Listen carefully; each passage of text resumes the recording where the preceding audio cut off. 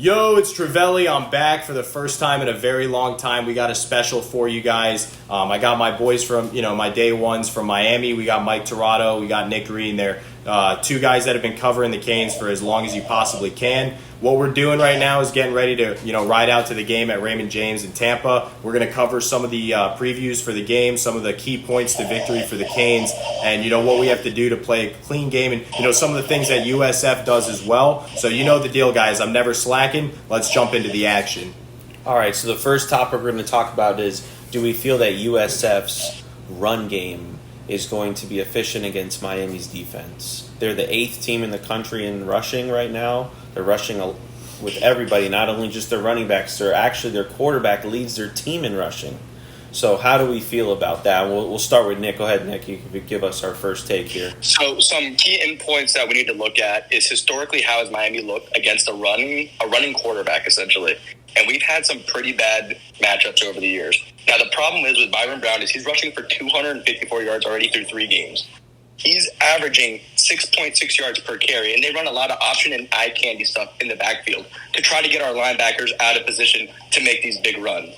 So really what we're going to need is a big game from Wesley Bassane to try to hone down Byron Brown and make sure that he can't escape the tackles and get loose. Because if they do that and they control the time of possession, it will be a rough day for Miami. Yeah, absolutely. And something that I take a look at is we all know they have, a 4-headed rushing attack. You got their leading rushers, their quarterback, Byron Brown, but they have, a great starting running back in Joyner that's got them over 200 yards, and then their third-string backup has 180 yards. Their fourth-string backup has 100 yards. So they have multiple guys that can do it. So we have to really key in on stopping that running game. I feel like that would be our best path to victory. Yeah, for me, it's, what Guidry was saying in some of his interviews earlier this week that, they're obviously with their kind of rushing attack, you have to have more hats that are going to be, locating that ball. So obviously Bassane's going to be a spy, but if you can get a good stop with just 4 or 5 people in the box so that you're not having to stack 8 every time and then, have a play where you could go RPO and hit us over the top, that would put Miami in a position where we could, lose a couple of big plays. If we're always having to creep up because we're getting beat so bad on the rushing, and then they can hit us over the top. They're not one of the best passing teams in the country, but it's probably because they don't need to be. Through these 3 games, they've rushed very well against Alabama, who has one of the best defenses, arguably, in the country. You could definitely argue that. So Miami has to be good about getting pressure. Obviously, and also we're going to talk about the pass game, but if we can get pressure with just 4 linemen, that's going to be huge. But stopping the run with just 5 or 6 in the box, because I think our athletes are better than theirs. So if we can get that and we could still cover well, then Miami's going to find extreme success. But Byron Brown has to be stopped. You stop him, that's the entire offense. I have to agree to that too. And another thing is too, as you said earlier, they weren't passing the ball as much because they don't need to, which is, it kind of worries me because we really don't know what he can do in the passing game to open it up if they're going to have to be in a dogfight, because our offense is just so efficient, and we know Cam Ward is unbelievable. I mean, he leads the conference in the passing. He has the highest QBR in the entire country right now with 94. That's over Quinn Ewers. That's over Carson Beck at Georgia. I mean, these are big name guys we're talking about here. And Cam Ward is just putting on a light show. Yep. And I think that's also going to be another key to victory is, can you put up another 300-yard and 3-touchdown game? If he keeps on doing this consistently, it's going to be hard to see who can slow down this offense to actually make us go into a true dogfight. Yeah, yep. And I think this is a good game for Miami to get a really strong victory. We finally have a team that played well against a very top team. Obviously Florida's struggling right now, and then we played, an FBS school, and then we played Ball State, which is a lower level Division I program. And obviously everyone is, Miami hasn't really played anybody yet. So if we can go in on the road here and get a big victory against USF, I think it starts to make a better case for us as we roll into ACC play. And now I want to get into a couple of keys to victory, and on both sides. So Nick, if you want to start with a couple of your keys to victory for Miami. Yeah, so a big key to victory for me, because I played it, the position, is the trenches and the offensive line. You have to set the tone right away. Get your inside zones run early, set dominance, let them know that you're going to manhandle them all night, because that's the kind of football that Mario likes to play. And that's the kind of football that if you're an offensive lineman, that's what you want to do. You just want to bully and put people on the ground. Yep.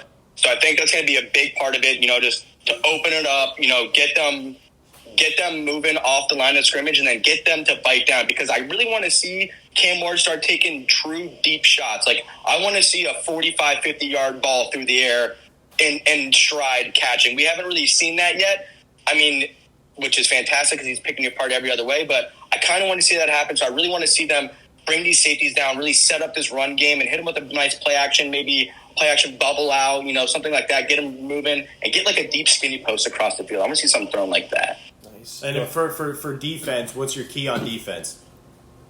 Like I said, my key on defense, it's really going to be on the linebacker play and making sure that Byron Brown doesn't get outside of the tackles and start breaking loose runs. Because if they do that, then you never know what happens. It's like Cam Ward, the moment he gets outside of the box, those safeties start creeping, someone's going to be open. Right. So that opens up a lot of rooms for explosive plays, which is, I think, we need to hone in on, because, like I said, we haven't really seen that yet from them. Right. But it's possible just because how magical this guy Byron Brown can be. I'll say my offensive key to victory would really be to bully them, like you said. I want to see us be able to take a little bit of pressure off Ward at the beginning by just pounding them with Fletcher. I want to see the offensive line show how good they are. They're really a top 10 offensive line. Then you should be able to go right into USF, bully that defensive line. Even though that's one of their strong points of their defense, I still want to see our guys just bully them. I want Damian Martinez to get his game going today. I want to see Mark Fletcher just bully people. And then as far as my my keys on defense, I'd have to agree with you.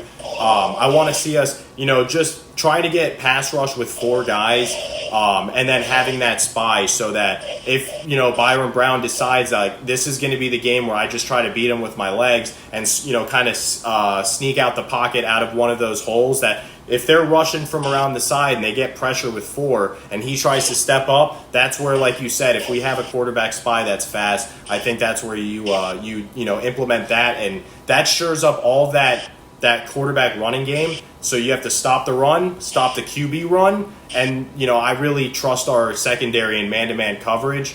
It doesn't really scare me too much. They've been throwing 155 yards a game so far. So you stop the run, and that's really going to stop everything else as well. Yeah, that was my number one key to victory, was stopping the run, obviously, and containing Byron Brown. He is their whole team. My second key to victory actually is in the pass game, because I do believe Miami will stop the run. That is my true belief, which is going to force them to pass. And if you can get a 4-man pass rush, Miami has been very effective with just rushing 4 this year.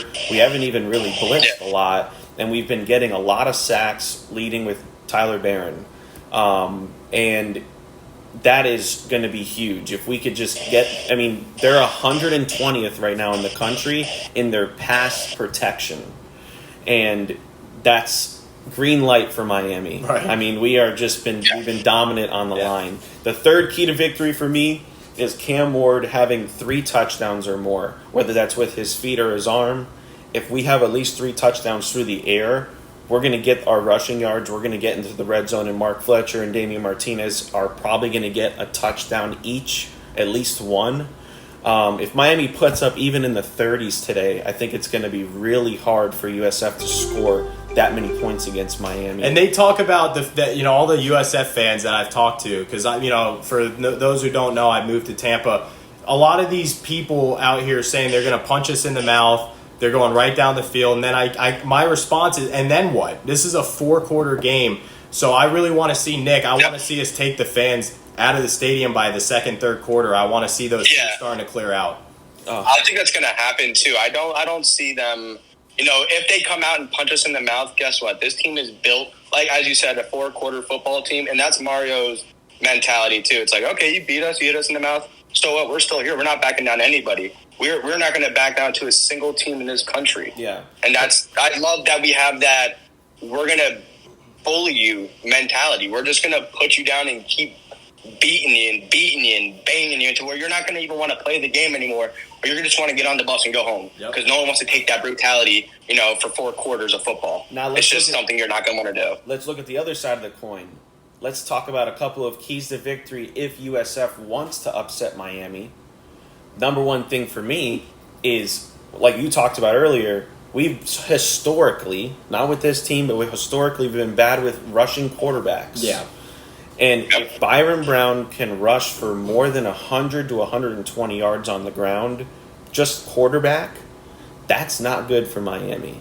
You can't allow him to get 100 yards on the ground in this game, because that's just going to open up all other phases of this game. Yep. Then we are going to have to start pushing forward, creeping forward. Their eyes in the backfield. And then they're going to have some one-on-ones. And we're going to have to win those one-on-ones, which I think we still can. But it puts us in a position where now we're playing against our game plan. Because that's not the game. You don't want to be in this situation. That's not what you prepared for.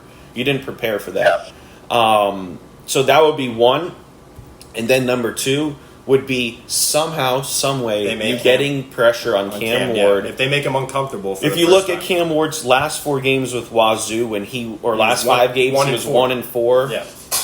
It was because the teams got a lot of pressure. It was forcing him to roll out of the pocket and throw against his body and make plays. Now, he's made a couple of crazy plays, but the one interception that he had against Florida was because he rolled out and tried to throw across his body, and he threw it a little high, and it got picked. Right. Those 2 key points right there is the only way that USF has a chance in this game, is those 2 factors. Get Cam Ward flustered and scrambled. Even though he can make some plays, he will still force some things, and that's where you can get into a problem. And then try and get Byron Brown over 100 rushing yards alone. Not a good recipe. So, Nick, do you see any way that USF can pull this upset off? Or are you 100% confident that we're going to go in there, handle our business, and come back to Miami with a victory? Well, I would like to say yes. I am pretty confident we're going to go in there, handle business, and go home.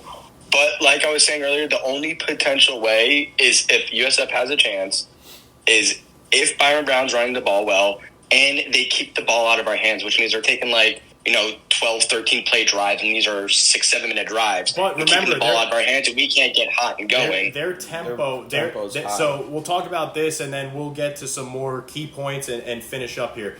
Their tempo is phenomenal. They like to really just they run about a play every 20 seconds. I heard, so they're getting 3 plays off a minute. If you're not on your P's and Q's and getting back into your defensive stance, you got to know what play call, and it has to come quick to the mic. So what I'm saying is we have to stay on our P's and Q's for their tempo, but it could help or it could hurt them. Because if they're going 3 and out quick, their defense is going to be cooked by the end of the first quarter, and we're going to run away with this game. One thing I wanted to touch on, because look, again, coming from 3 Miami fans, I think you guys who are watching are all going to get the gist. Like, we all believe this is going to be a game where, Miami can really take a step forward and just blow this team out. Even though they're good, we believe in our team. One thing I wanted to say was, how do you think that, obviously we traveled to this game. How do you feel the 55,000 that will most likely be in attendance? How do you think that split? 60-40 Miami, 50-50? I heard they got 20,000 USF tickets that were already sold. So just wanted to... That's what I'm hearing too. I'm pretty confident it's going to be around a 50-50 split because Miami's going to travel well. It's only 3.5 hours. Right. It's not a long drive. And that's the advantage too Miami has this season with their schedule. I believe, if I'm not mistaken, we played 9 games in the state of Florida, which helps you. We're only traveling 3 true times for getting out of our state. So that's going to help us with getting our fans there.